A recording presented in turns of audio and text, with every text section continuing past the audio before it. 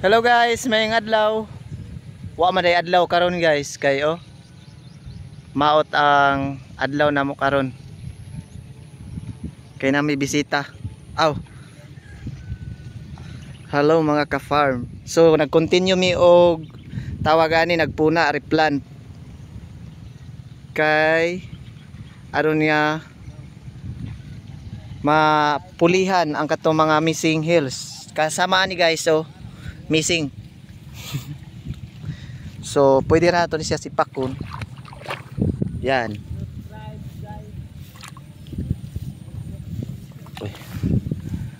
So ingon ana ra ito i-divide. Magpatabang ta kay wa may magunit sa akong isa ka cellphone. Ana ra dayon. So ana ra dayon siya, example lang na siya. Isa. So ingon ana ra simple. Dili ni simple sa mga tao nga nay kaya o kanang dili kabalo mo tamak anihang kalapukan. So ato anhi uning nagpuna diri para musikat po ni sila. So sa likod na ako guys mo na ako ang siyempre dato gug ko private technician ako na siya.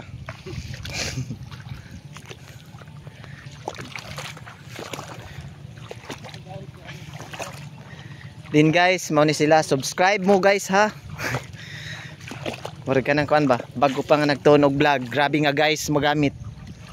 Grabe nga guys. So, ang amo ang gihimo ani gilantaw lang ang katong mga nabakante sama ani Ingani ra diretso. Ana. So ikaduha nila ni kadlaw karon. Ana ka naman nga ana.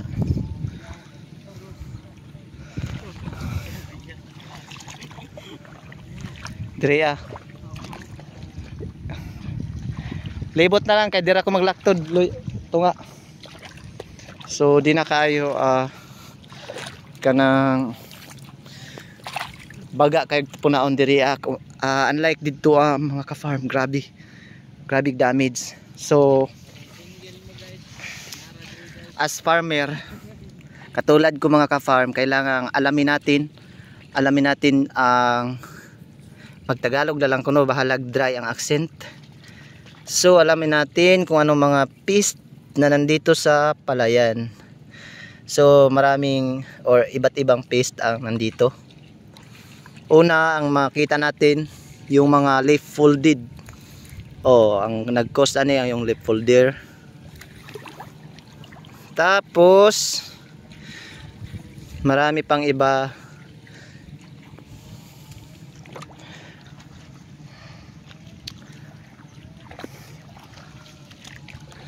Yung makikita nyo mga ka-farm sa malayo banda is diyan apekto sa sa kuhol. Apektado yan sa tinatawag na stem borer. Ang tawag nito sa ganitong stage sa palay is dead heart ang terminology sa agriculture. Dead heart sa ingani nga stage sa palay kasi nasa bilong pa to sa seedling stage or stem elongation. Tapos maraming constraint talaga kapag ganito na ang stage sa palay. So marami, hindi lang leaf folder, marami pang black bug, brown plant hopper, green leaf hopper, yung tinatawag na bunhok, yung green brown tsaka zigzag. Tapos meron pang larva ng leaf folder, yung makikita nyo mga ka-farm. Yan ang larva na kung saan ito ang destructive stage sa ganitong uri na pest. Kasi ito ay shredder, kinakain nila yung dahon or yung green pigment ng palay or tinatawag na Tapos pagkatapos silang kinain mga ka-farm, bago yan di pala nila kakainin is ipo-fold nila yung leaf, kaya tinatawag silang leaf folder. So yan, isa pa lang yan mga ka-farm leaf folder. Tapos tatlong uri ang nakikita natin na as known as, tawag dyan, bunhok, brown, green at zigzag. So dalawa. Tapos itong resulta sa sa steam borer, yung tinatawag na dead heart. So tatlo na. Plus mayroon pa makikita tayong black bug. So overall, sa ganitong sitwasyon, as farmer guys, mahirap talaga. Yung iba guys nagtubok na. Oh, ito mga ka-farm, 'di ba sayang. Yung iba ay nagbo-bloom na, nagpakita na dumami na kaniyang saha or tillers. Pero yung iba is parang nawala or namatay. Hindi yan sanhi yung iba sa kuhol o yung golden apple snail, pero ito ang sinasabi ko kanina is resulta to sa steam borer. Dead heart ang tawag dyan. Kapag malaki na yung palay or nasa reproductive stage na, ang tawag naman doon sa English term sa agriculture is white heads or murag uban ba. So ito mga kapatid, ipakita ko sa inyo, di ba, na black bug. So yan, prove ko sa inyo na isa ito sa contributor na nagpula ang palay. Yung iba kadalasan mga ka-farm, yung hindi nakapag-training, ay kadalasan sinasabi nila na nagpula yung palay dahil sa ihi ng black bug. Pero hindi yan totoo mga ka-farm ha. Ang black bug ay isa sa sucking insect. Isasak nila yung juices ng palay or yung tubig ng palay na nakadeposit sa kaniyang katawan ng palay or stem or dahon. So once nga mauubos na yung juice sa palay, yung palay ay magto-turning into yellow or wilting. So doon na sa stage na yan ay sinasabi sa mga tao na giihian. But that is what we call as very wrong. Tungod kay, alam nyo mga ka-farm, hindi yan, siyempre natural ang bawat insekto ay nangihi, mangihi or umiihi. Pero hindi yan totoo na dahilan sa giihian nagpula na yung palay. Hindi. Dahil sa nagpula na yung palay dahil nahurot na or naubos na yung juices sa tanim. Dahil bilong ito sa ang black bug sa sucking insect. Katulad sa mga tinatawag natin na bunhok, brown plant hopper, green leaf hopper, rice bug, black bug, isa yan sa mga sucking insect. Ang sucking means is sop-sop mo, sop-sop ra ang pamaagi, dili ingon nga iyang kaunon is red, dili sop-sop ra na ilahang trabaho. Sama sa butterfly, sop-sop ra na ila ana. Pero ang butterfly is maglarba na, complete metamorphosis ng butterfly. Unlike sa kanang kwan is tatlo lang yun, mga tawag dyan, ibang insekto. So I hope na mayroon kayong natutunan kunti sa vlog kong mga ka-farm. As farmer, maka-realize or maka-experience tag mga ganitong pangyayari mga ka-farm. So isa pa ay manotice nato na ay bakas or sign nga may attack na pod ang ilaga. So ito sa daga, ilaga or anong tawag dyan sa inyo, may mga sign. Dahilan yan sa matindi at lakas ng ulan. Grabe.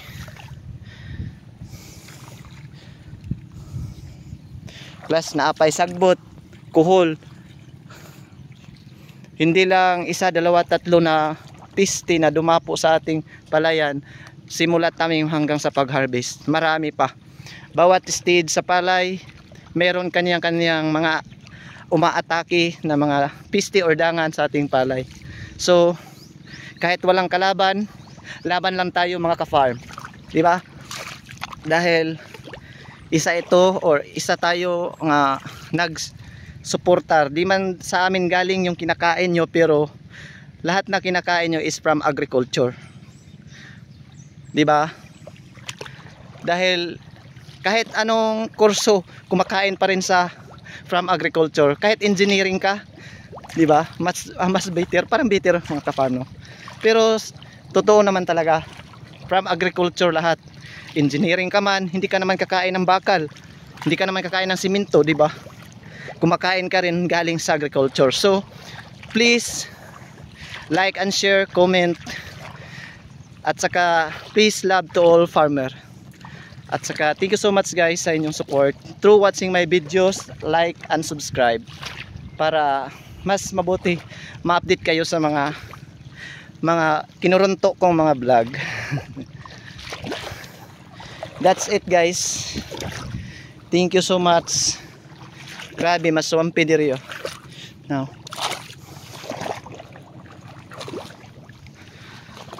kung magtatanong kayo anong variety natin na tanim ko ngayon, is 3 variety. Dahil hingi lang to mga ka-farm, bigay lang to sa may kapal, bigay ng may kapal. Puro hybrid to, is L19, Bigante Plus at US 88. So sa 3 variety na itinatanim ko, doon tayo magbe-base kung sino or anong variety ang nagbigay ng mataas na yield, mataas na ani, at least yung expenses due to the damages sa mga pest. Kung sino yung matinding pest na nasisira ba sa mga pest, so yun ang hindi natin itatanim sa next cropping. So kailangan i-monitor natin through ISA.